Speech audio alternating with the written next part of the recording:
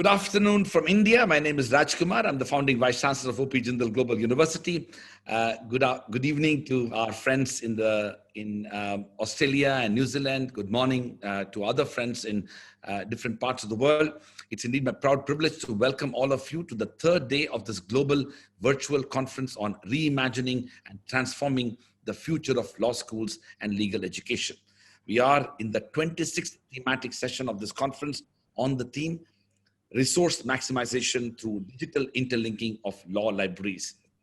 I'm very delighted to welcome a distinguished set of individuals, institution builders, including senior library directors and those who have spent a good part of their life doing what they are doing to this particular panel. I would like to first of all begin by welcoming Professor ASTRID, Associate Professor, Faculty of Law, Sapienza, University of Rome in Italy.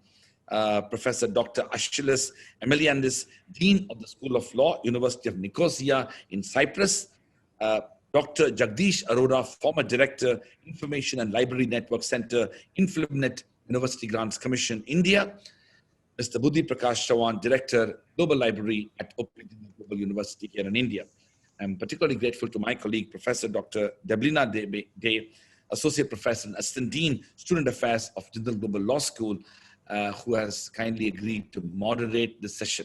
I look forward to the valuable comments and perspectives that are expected to be shared in the course of the discussion. Over to you, DEBLINA. Thank you so much, Professor Raj.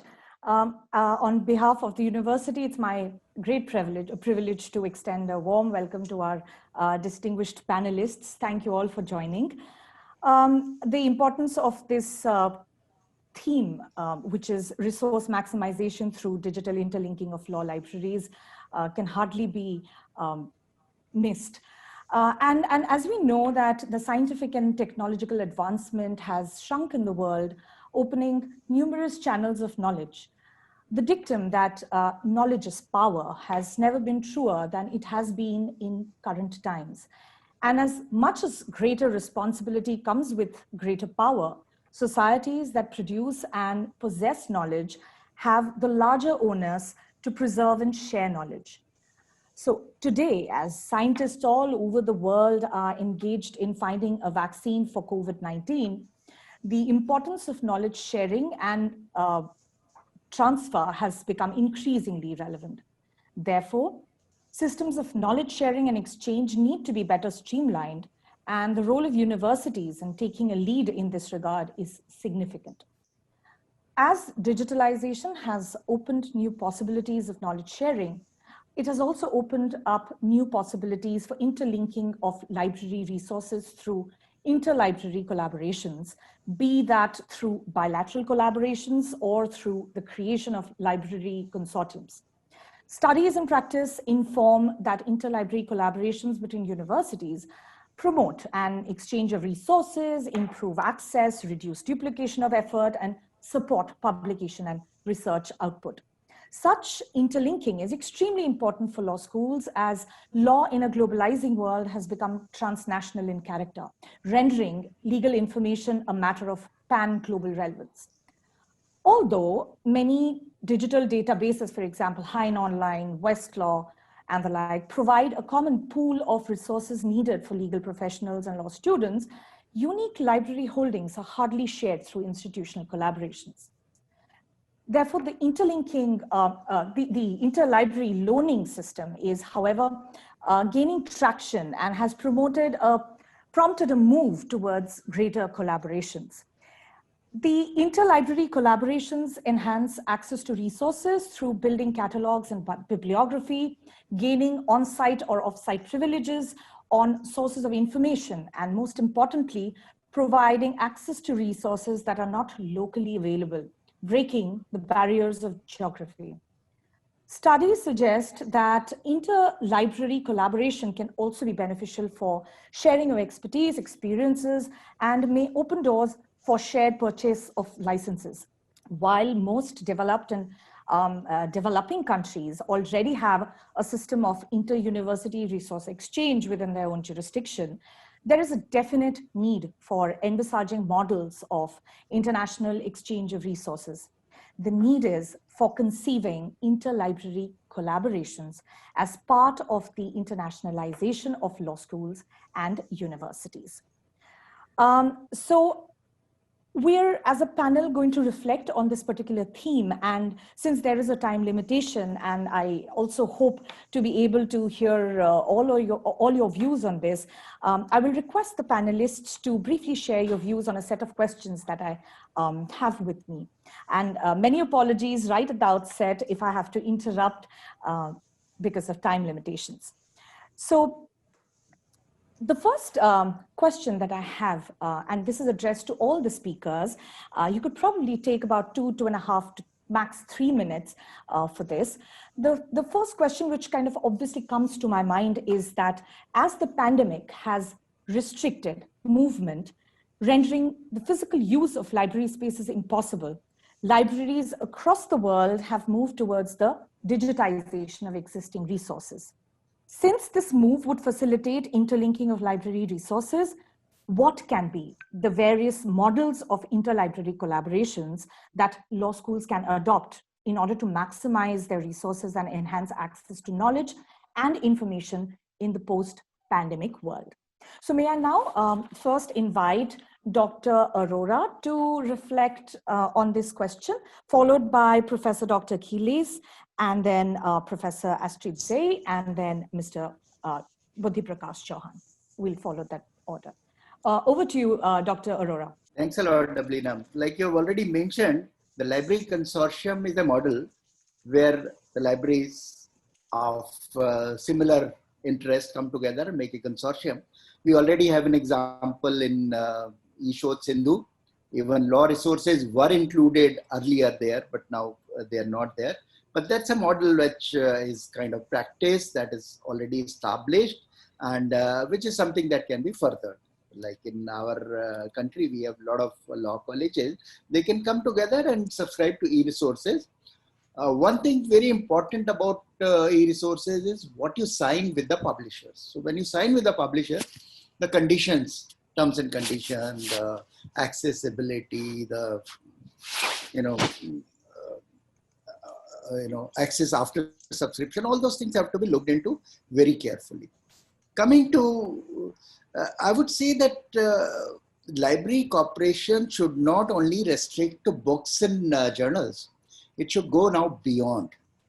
Jindal Global University, I know, was a partner to EPG Pathshala, where you have developed courses in various subjects, and those courses are available through EPG Pathshala, and maybe some of them are available through Swayam platform also. So even that could be potentially a resource sharing thing. So the library doesn't stop to books and journal, it should go beyond to learning resources, and learning resources can also be part of it. Other very important aspect is digital repositories, institutional repositories.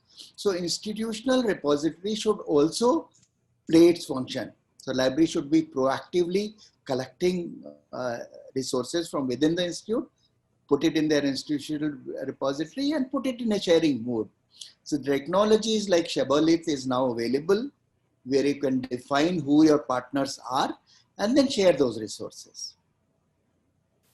Of course, digitization is something that one can do, of course, selectively. One have to, respect IPR issues, and whatever is out of copyright, whatever is produced by your own, research community can be part of the institution repository. So in my opinion, library have to expand its,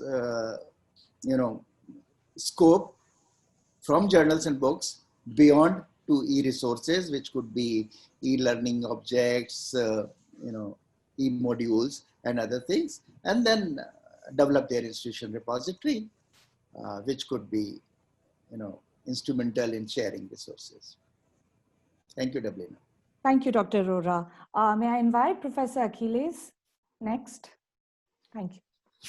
Thank you very much, and thank you for the invitation. It is great to be here. Now, a few comments on this issue. My personal view is that we can now see during the COVID era, as you rightly said, the need for more digitization, more collaboration amongst university libraries and amongst libraries in general, because we need to have more access to material.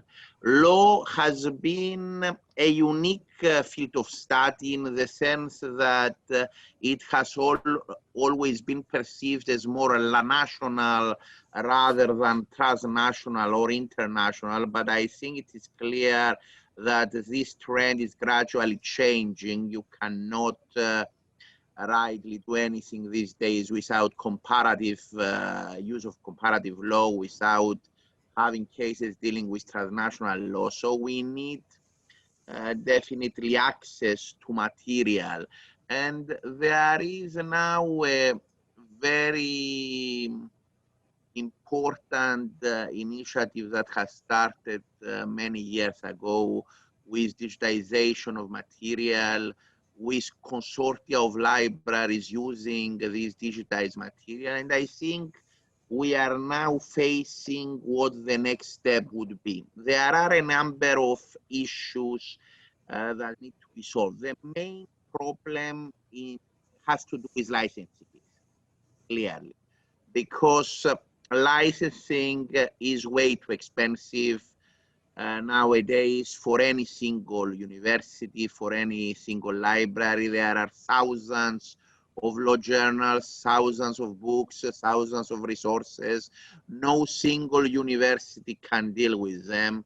So there is a need for consortia of universities to be in a position to collectively negotiate with publishers in order to achieve deals that might be workable for them. So this is something that we need to consider more seriously, how to collaborate. We know in other fields that the reasoning of collective bargaining has been successful, and I think we need to do it. Now in Cyprus, we have a consortium between university libraries, but I think we need to go more global in this respect, not only national, because it is clear that main publishers are using their power in order to raise the prices, and we have seen the trend that even major universities can no longer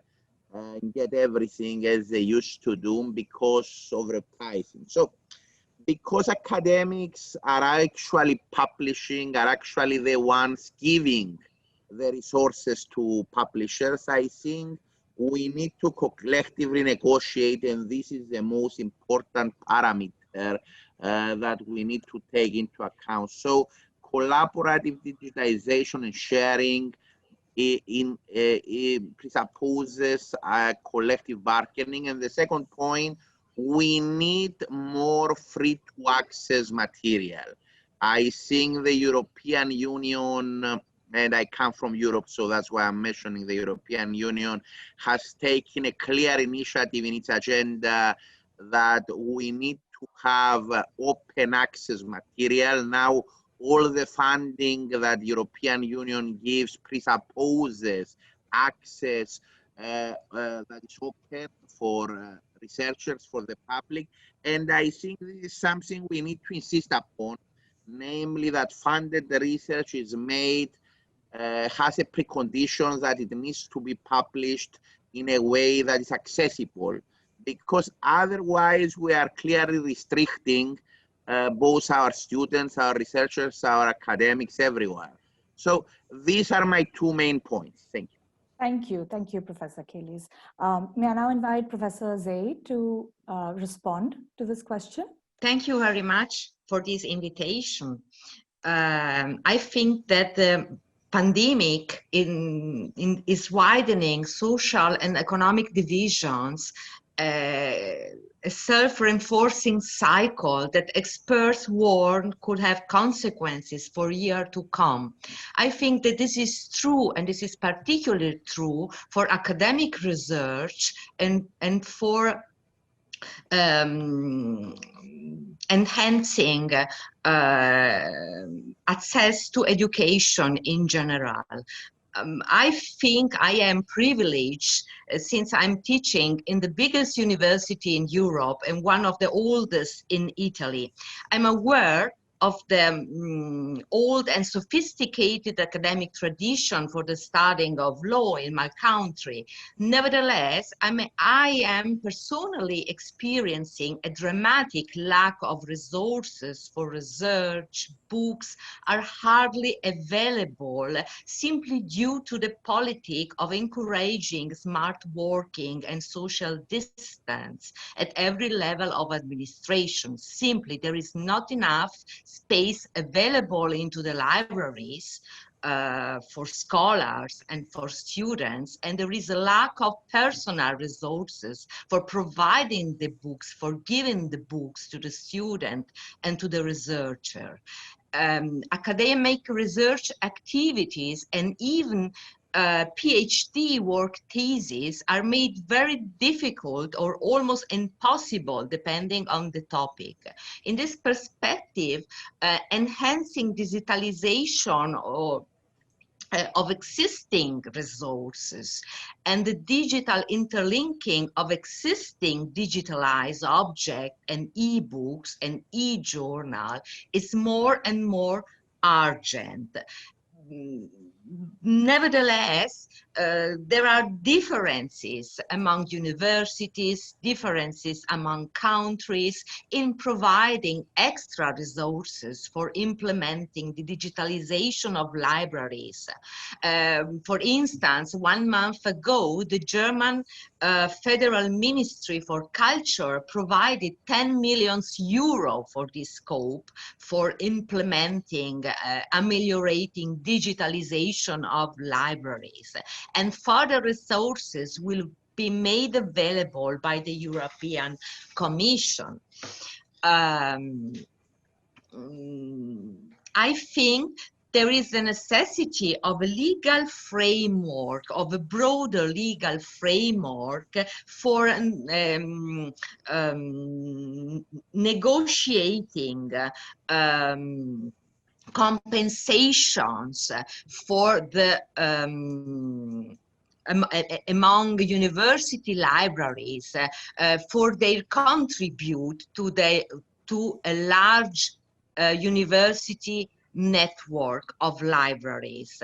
I think that without a legal framework putting some rule about compensations, how to compensate, how to balance, how to measure the contribute given by each and every library, the digital interlinking of law libraries will remain difficult.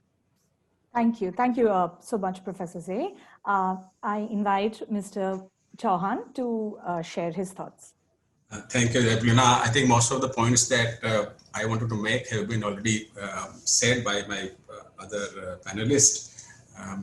But in any way, so I'd like to start by saying is that the digitization as such, started much before the pandemic. Okay, the early or the late last century and the early years of this century, big libraries in USA and elsewhere in Europe, also they started digitization of their archival material in print, Hathi Trust, for example, Internet Archives. In legal domain, making of modern law, it's a massive resource that is available, either in open access or even for a very small fee. So what pandemic has done basically, maybe I think it requires further momentum for digitization of the established old and big libraries for their archival material. So what I have done is I have identified certain areas, some of these already have been mentioned by other panelists. So let me start by, saying that the first initiative or the area of collaboration for various libraries could be identifying unique archival print resources that are available in old and established libraries, and that can be made available in open access. For example, if I take an example of parliamentary proceedings of Indian Parliament, So we don't have still everything's, digitized. Prior to 70s. So maybe similar things can be identified in all the libraries, and maybe we can digitize them and make them available in open access. So they are available to everybody. The second point that I would like to mention is that already is mentioned by the open access things. So I think we need to improve the discoverability of current resources available in open space. For example, because of the digitization of courts in India and elsewhere, a lot of material is available in digital form. So what we need to do is, in a collaborative manner, is that we should develop some discovering tools for them so that we can discover them, we can organize that information, the judgments of Supreme Court, High Courts available on their sites, which are freely available. We don't have to pay anything for that. Maybe by using some smart search engines or artificial intelligence that we can discover them, we can organize that information. We can add more information available digitally. For example, we still have very difficulty in accessing court submissions in India, which could be very useful, material for research. So these kind of things can be identified, and we can collaborate to use discoverable tools for these people and organize this information. So even if we don't spend money on subscribing expensive databases, this resource can be used by smaller libraries or new libraries, so to say. Right. The third aspect is the innovation in acquisition of digital resources. Dr. ARORA mentioned, or even other panelists mentioned, the consortium of libraries to acquire digital material. Right now, what we do is basically we just negotiate the prices for member libraries of the consortium. And we need to innovate that so that we can provide more inclusive, flexible, scalable access to the libraries, including the new institutions, small institutions who cannot afford very expensive databases. So how do we do that? So there is a need for some innovation in that. I would like to give an example of a new consortium, that I happen to be president of, consortium of private academic libraries in India called COPL. So if you see the acquisition model of the resources there, it requires, not only that the libraries are member of the consortium, but we wanted the publisher should also be member of that consortium. And we should work together to create a win-win situation for the libraries as well as publishers. The libraries, smaller or bigger, should get access to all the resources that they require. At the same time, publishers should get enough revenue, or they should increase their sales. So I think the model that COPL provides basically creates that kind of situation. Okay, of course there are bottlenecks in that, and it's still, this is still in work in progress. So I hope someday people will realize that, and I think that we'll talk about this in next session also. Okay, so thank you, yes, Mr. Chauhan. Thank you. We'll move on to the next question, which I think is a very important, a very crucial question regarding what, according to all four of you, again, it's addressed to all four of you, what do you think are the major hurdles towards implementing digital interlinking of libraries, and what institutional mechanisms are required for interlinking of libraries? I think some of the questions have been in some way answered, reflected upon by some of you, but I'd like to invite Dr. ARORA once again, to share his views. Yeah, thank you, DEBLINA. Well, one of the most crucial problems with the consortium itself is that there are libraries or institutions that are larger, and there are ones that are very small, and their requirements are not equal. So what is expected from the larger libraries that they pay more in comparison to those who are smaller, and the usage is not that big, so they should pay smaller. So those are the kind of negotiation that becomes crucial. Likewise, the libraries that are larger can contribute much more than the smaller library. So there is a feeling that, for the larger library, that we end up giving more than what we receive in return. So those are the problems that are crucial, but that have to be negotiated. And I mean, it's not just a subscription cost when it comes to putting resources in institutional repository, when it comes to developing resources, when it comes to sharing what you have. Naturally, naturally, the larger institutions have much more to give. So that becomes a crucial point. The second important aspect is there is a lot of technology that are involved. And again, somebody has to play like a big brother, provide this technology, provide that platform, develop that platform. And naturally, the distribution of resources are not equal. So that becomes a crucial problem. But that is something that people must understand, must agree to some common minimum programs and contribute to it. So thank you, Dr. Arora. May I invite Professor Zay to address that question? Yes, I agree.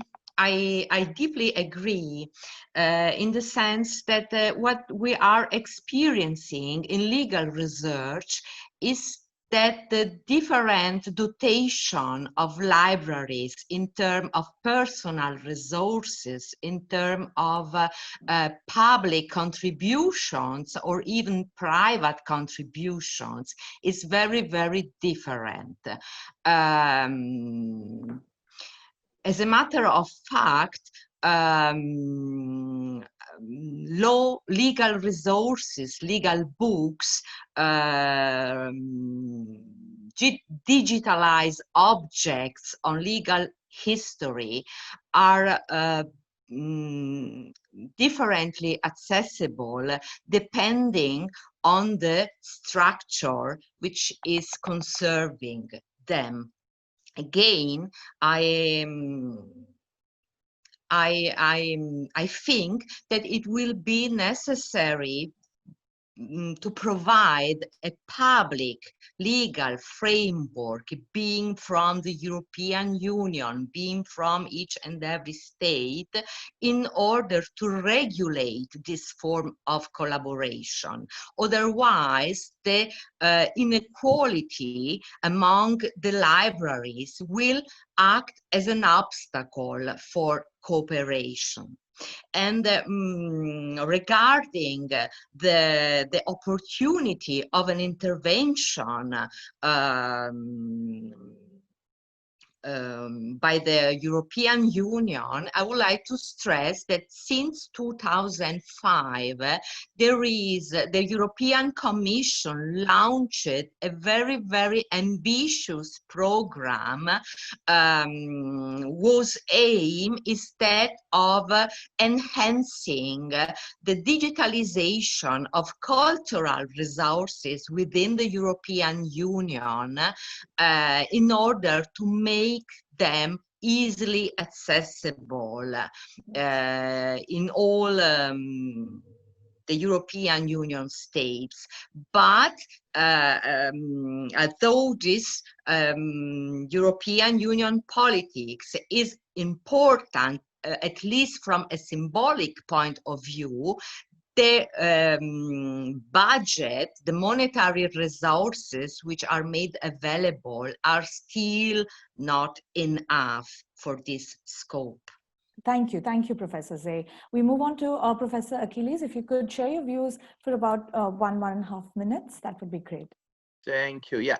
As I mentioned in my initial intervention, in my view, the greatest hurdle right now is clearly the licenses limitations set by online content providers and publishers for the use of the online material by an organization. This is the major hurdle because, as already mentioned by previous speakers, not all libraries and not all universities are created equal. There are great discrepancies. Therefore, it is different to have agreements for sharing resources. Interloaning handles this a bit. We need to focus more on online content, but as I mentioned, I believe that a more European-wide, global-wide system of negotiating needs to be found in order to tackle this hurdle. I think right now, in the COVID era, we have seen within the current environment created by the global pandemic that the working procedures for libraries have altered significantly. We have seen how access to online material has become even more important. and how finding the proper academic sources is indispensable to our work. Thank you so much, Professor. Mr. Chauhan, would you also like to quickly respond to the question? Okay, I think the one aspect or a factor that we normally ignore, which impedes interlinking or sharing of library resources, is the people factor. I think we normally talk about the licensing or copyrights and other issues, but I think, in my opinion, in my experience, the people factor is the most important, which impedes this progress. Human psychology of, sense of possessiveness of the resources, that it belongs to us. We should not impart with, others. We should not share with it, others. The lack of enthusiasm and willingness amongst the librarians, and even to some extent, the administrators also. So I think there is a need to address this issue, to create awareness amongst the librarians, the students, and the faculty of the copyright issues, about the licensing issues, what is possible, what is not possible, what is permissible, what is not permissible. And not only that, I think these factors also are the factors for opportunities. We should also see an opportunity in that. For example, licensing, large number of publishers provide for interlibrary loan.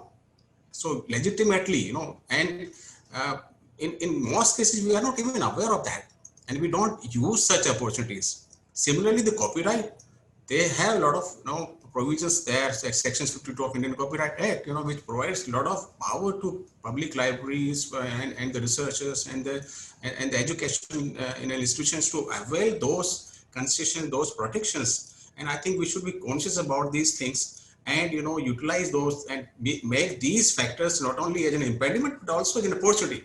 Okay, so similarly, technology is another part. We can use the technology innovatively, to deliver these resources. For example, in our own library, we are using MS Teams to help you guys, for live assistance.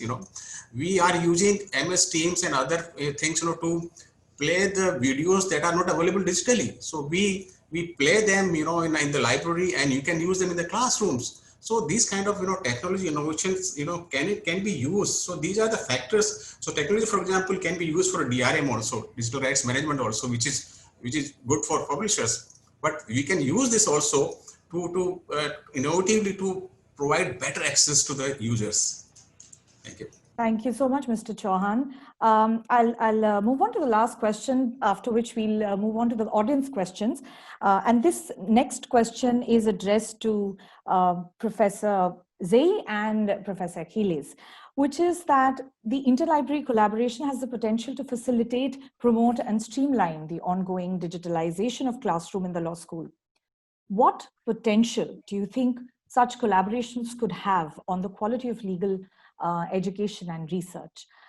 So over to you, Professor Zey. Thank you very much for the question. Of course, there is a huge potential in digital interlinking, particularly now during the COVID pandemic. I would like to stress that although the title of the conference is mentioning the COVID-19 pandemic, using the word "and beyond," we are not yet at that point. At least we are not at that point in Europe, and we are not at that point in Italy. The COVID-19 pandemic is still dramatic. Distance learning and studying for university students are likely to accentuate the socioeconomic divide in the educational attainment. Better off family students with access to adequate Wi-Fi connection and more space available are more likely to get learning activities that involve active engagement between professors and students or access to digital libraries than working students. We have a lot of working students in Italy, or students coming from most deprived families. I would like to stress that the difference between a service library a service university library, in the sense of a library which is providing books and material for everyday studying of the students. And on the other side, conservative libraries, which are providing materials for researchers, for scholars, or for senior students who are preparing their PhD works or other publications. In my experience, I see that the digital interlinking of law libraries is more effective when we talk about service libraries, library providing materials, books, legal journal for everyday studying. On the contrary, on the other side, libraries which are conserving historical material, which are conserving books wrote by scholars, which are necessary for another kind of research activities, those libraries, they need so many resources in terms of personnel, in terms of money, and I see that those libraries today are experiencing a deep crisis in their services to the collective community of scholars. Thank you so much, Professor Zey. Professor Achilles, would you like to reflect on this question? Thank you. Very briefly, because I know the time constraints, we are living in an era where online education is on the rise. I think there is no doubt that we live in the era of the fourth industrial revolution. We now have millions of people who are studying online, especially during the COVID era. We have even the conventional students studying online. So online material becomes more and more important for students to be in a position, especially master students and PhD students, to be in a position to carry out their education. And the learning environment now becomes more digitalized than ever. We have online books rather than printed books. We have access and suggestions to students to study materials that can be found online, and this can be found in journals, in ebooks, and in major online content providers. So there is no doubt that the whole process of digitization of material and intersharing between libraries becomes more and more important for the teaching process, for the learning process. And I would like to add that even international conferences like the great one you are having now, these are also being used extensively nowadays as part of the learning process, because we are moving also further than even the online books and journals, and moving towards podcasts and video podcasts as part of the learning material. So the content becomes more and more digitalized, and this is, I think, the future. Thank you so much, Professor Achilles. Now we move on to the questions that I have received from the audience. And there are lots of questions actually, but I'm going to restrict myself to some of the questions which I find perhaps has not been really addressed so far. So the first question is that people take pride in having access to prestigious libraries, say for example, Oxford, Cambridge, Berkeley, and it comes with a price in the form of subscription. If the various libraries are to be interlinked, then how is this exactly going to function? Would there be a standard subscription fee? And what if the student whose college is not subscribed to this interlinked system cannot afford the same? What measures can be taken to make it sustainable and accessible to all? So can I ask Dr. Arora to address this question, followed by Mr. Chauhan? Thanks, Deblina. Well, when you sign for e-resources, like I mentioned, that bigger library pay more and the smaller library pay less. negotiation is something where these things can be addressed. The other thing is, like Dr. Chauhan has mentioned, the license agreement, IPR, they provide a lot of provisions that even if you are not subscriber to a resource, the library who's cooperating with you can download that article, pay it to you. One thing which is very clearly mentioned, that not the library, but the other user can send the material. So if the library sends the same material, it may not be as per the agreement, but other users can send that material. The other thing that library can do is download, print, and send it. The other, of course, there are software that allows you to, scan things and send it, and that are legal also, and that can be linked to copyright issues where you pay a fraction of money for such kind of transactions. So yes, copyright and licenses allow interlibrary loan even in e-resources. So that is possible that you may not be a subscriber, but still can use, get the article, download it and send it to you.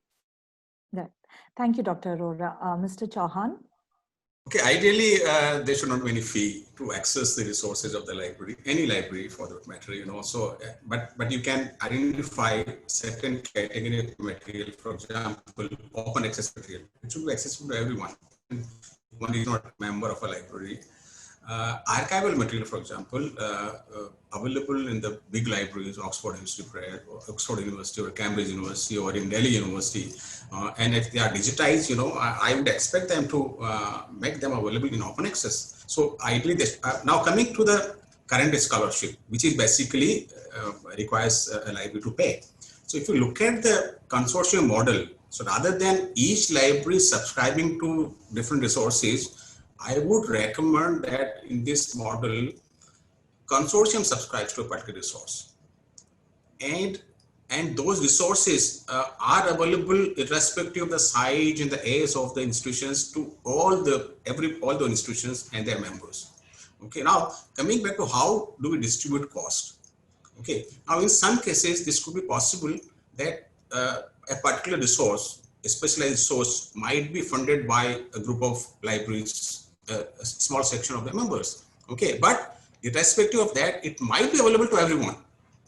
Okay, so that could be another model which may facilitate more inclusive access to the resources, and the new institutions, poor institutions need not pay, or just just be refused access to at all. So what happens now is that because of the cost of the subscriptions, either we say take it or leave it.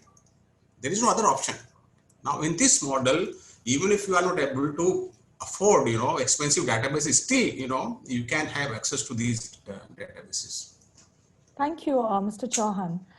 In fact, on the point about inclusivity of resources, I think there are two questions that I got from the audience. One is with respect to non-English resources, how will the digitalization process and the translation, how could it work out really?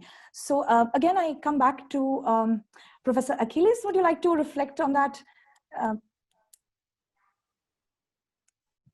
Thank you. This is actually a very important question because most of the material that has been digitalized is, of course, English-speaking material.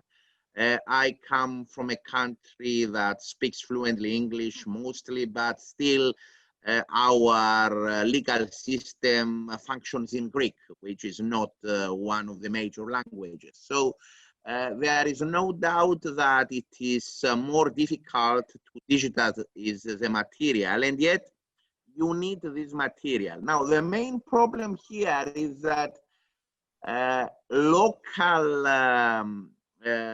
content providers, local online content providers, because they have a less population using the system than major English-speaking platforms or even Indian-speaking platforms, I might add, they might charge by the hour, which is clearly subscription by hourly use is clearly not functionable in the long run for university libraries, because you cannot really control how the students will use the system, and therefore you cannot budget in advance what your cost will be. So there is little doubt that we need to use regional organizations like the European Union, for instance, but other regional organizations as well, in order to fund initiatives to further digitalize and find ways to properly support the use of online material in languages other than Greek, or those languages that have potentially several hundred millions of users and might be self-sustainable more easily. Thank you so much. May I now invite Dr. Arora to respond to the same question? Well, I'm not a language expert and I haven't come across such situations, but apparently life is much easier now with tools that are available like Google Translate, and so it should be comparatively easy now. And of course, governments like in India, we have this Swayam and EPG Pathshala, all the contents are being translated in multiple languages. And institutions, those who have taken this task, are using technological tools to do this translation. So I hope that life is much easier now with technology that is available.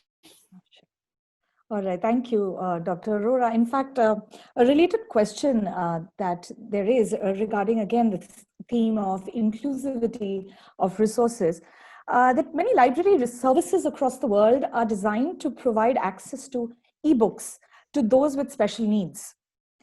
How can we create special collaborations to facilitate interlinking of such libraries to serve a larger purpose, even in a post-pandemic era, to maximize the use of existing library resources to create a wider social impact for law and other students with special needs?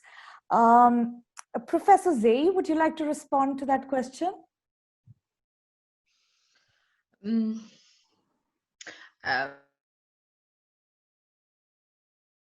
Say that maybe by paradox, the COVID-19 crisis was acted as a booster for initiatives and programs whose aim is that of making cultural resources available for individuals with disabilities or with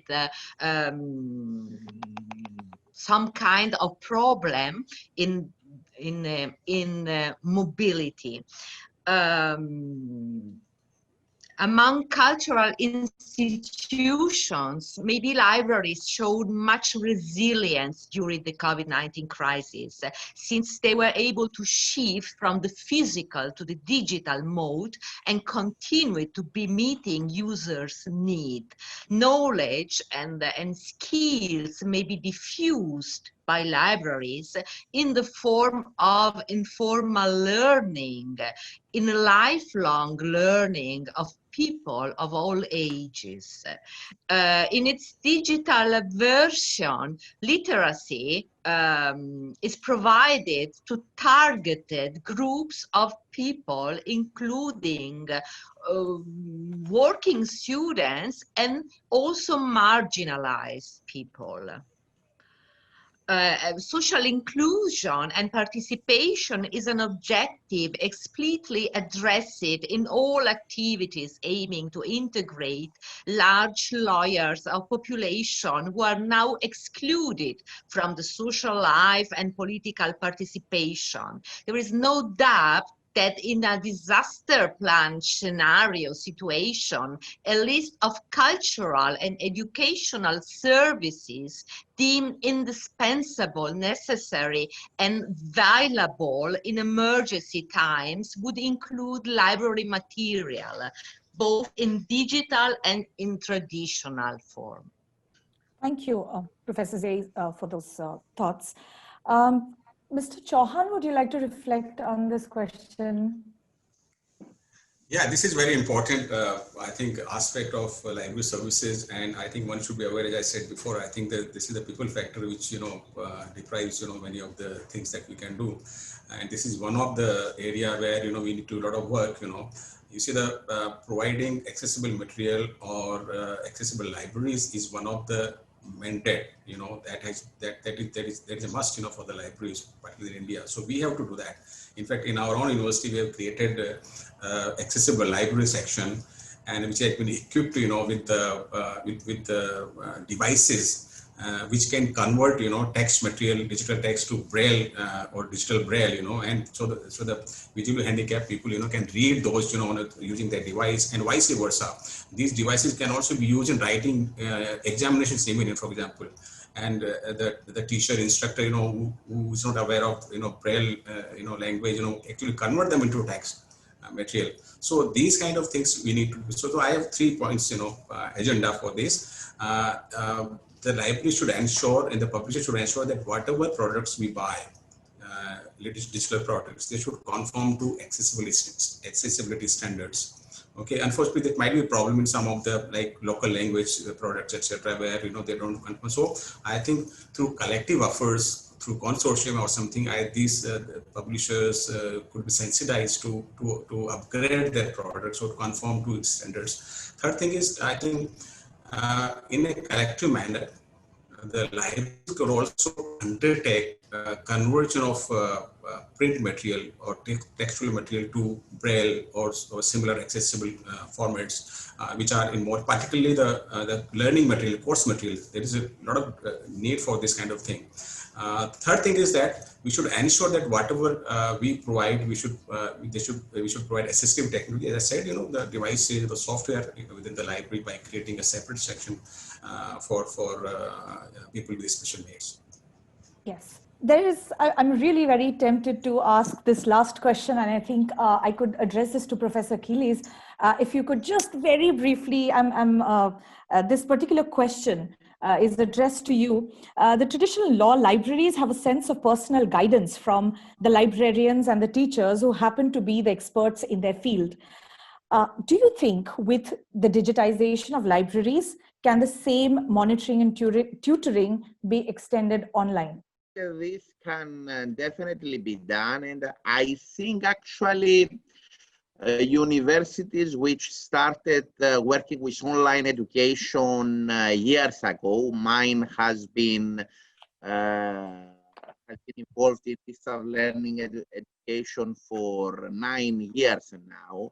We have worked really hard in trying to make this transition from conventional education and conventional use of resources to the online use of resources, and clearly the same rules apply. Namely, you need to have the expert academics working together with the legal librarians in order to be in a position to offer the best possible material to students and to researchers. Thank you so much, Professor Achilles. So we conclude the session here. I thank all 4 of you for sharing your thoughts with us. I thank Professor Raj for giving me the opportunity to moderate the session. It was indeed an enriching and informative session for me. I hope the audience has also found it to be so. Over to you, Professor Raj. Thank you very much, DEBLINA, for a fascinating session. Thank you for moderating it. I want to take this moment to thank Professor ASTRID, Professor ACHILLES, EMILIANIDES, Dr. JAGDISH, ARORA, Mr. BUDDHI Prakash CHAUHAN, for really providing a thought-provoking set of reflections on a very important issue that all of us grapple in universities and law schools across the world, the issue relating to resource maximization through digital interlinking of law libraries. The heart of the digital interlinking of law libraries is about creating a democratization in relation to knowledge, but also access to knowledge and using those resources to provide opportunities for people who simply may not have that access. In fact, I'm reminded of what Professor David Lang's, the American Library Association 2016 Ken Haycock Award for Promoting Librarianship recipient said, and I quote, Bad libraries build collections. Good libraries build services. Great libraries build communities. So the question is, how do we build great libraries in the online context? To what extent interlinking of law libraries will help us build those learning communities? Those are some of the most important issues that all of you so kindly discussed during this panel discussion. I'm grateful to you for your time and indeed your presence and participation in this panel discussion.